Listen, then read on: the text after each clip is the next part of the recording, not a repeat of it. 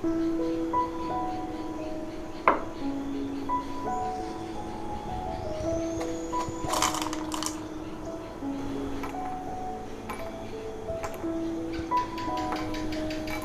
si kakpada yam toibani second kuntra muktang isingda tingadi horen aina kakningba septa sangna kakpa yadoine mayam bu khurumjari ai ngasi di mayam da laddu saba utsarake ngasi gi laddu se atai atai gi di khangde ai isa sing di khupam pami sigi laddu se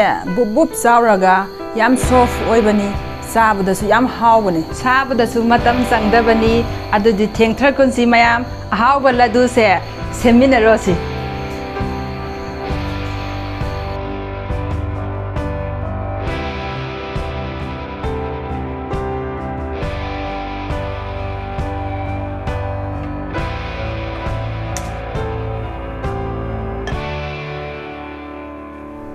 Ahanbada gi samas asauba ama gi se yam kanna saba ngai biganu mai hek chen thok paloi baga tai posing do hapsida doimi natradi ka sengini jubi mapon tengkot ani muki chang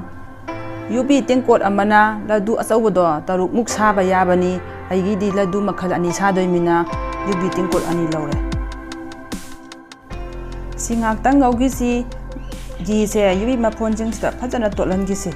mai lekhat piganu makha se ka gita de horen laddu do sempa matamda masu che ngorok ngono ta khiro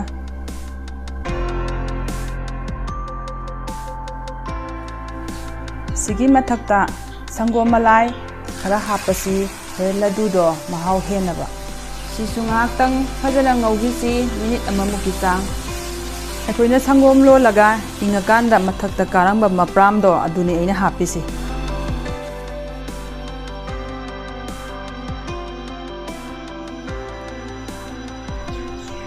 Sigi mathakta sangom mapon samas asauba ani hapase sisu phajana mix tawbiro minute amamuki chang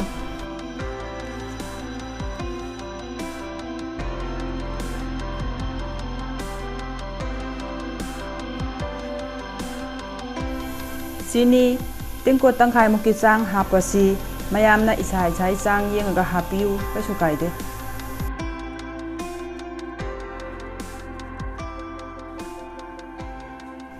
Sigi mathakta sangom kharasu hairasi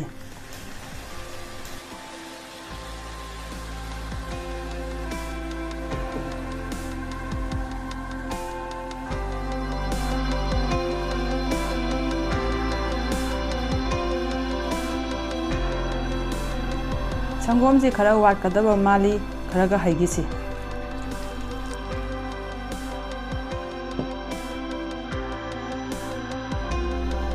Sangom china phajana kangdri phau posing china phajana matum tasilakdri phau ngaukidoini akoina mamang da khoya sakhibado adugi phibam lakhini adu phau bagi sang yorokdri phau asi se ngaukisi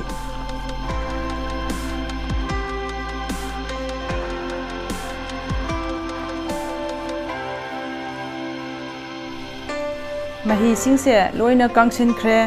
matum tasila thang thaba yarani thang tharasi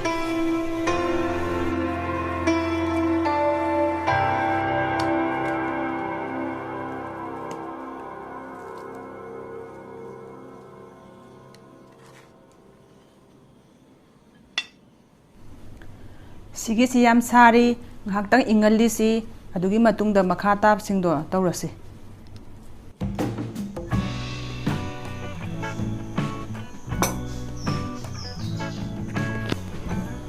laddu si masu ani sadoina amagi sarukto khaido thamasi sigi laddu si da khwaidai paksaba masudi pink color ni ekoju pink color sangjilasi mayamna color hamningtragadi haptragasu yai mahau kem khenaba nate sumnagi masak phajan bai wane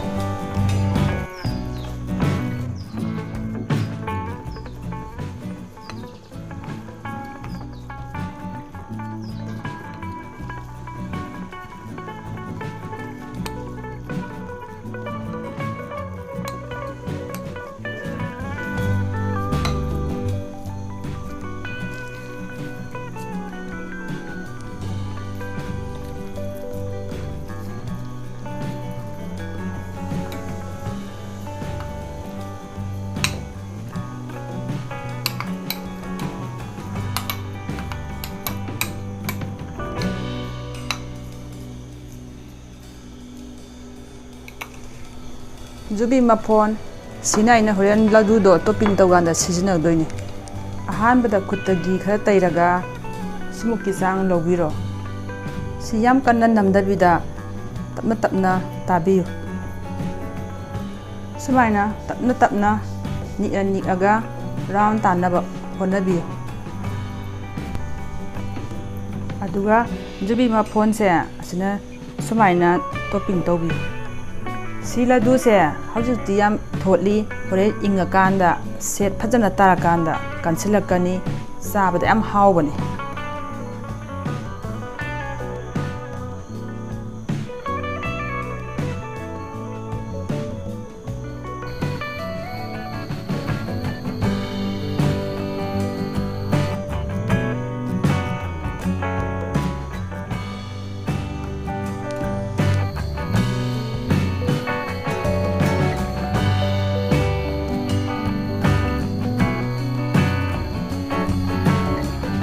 Angaubai sarukti saba loirabanina atopasi amuk sanaba tawrasi. Sida lemawriba khara se horen asigi pink color gi laddu semakpai manungda ina haptoini asi jubon macha macha sa thamdokrasi.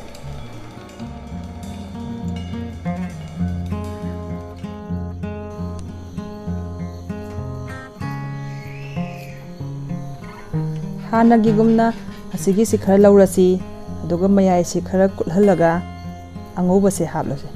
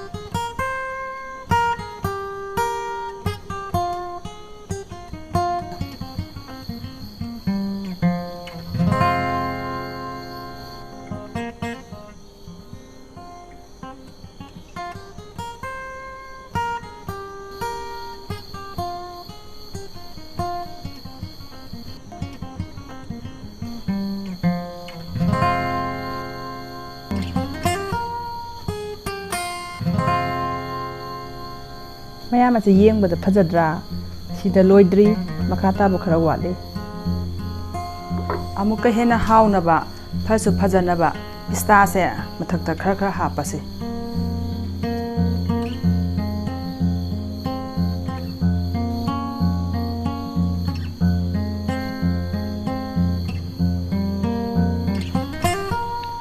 swai matang sida dum sara su yai ado freeze ta pung ani muktang thambiyu laddu se phajana set taramani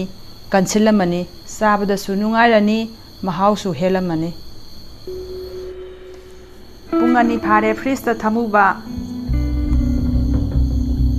laddu si kansinkhre hana gumaina thotkhidre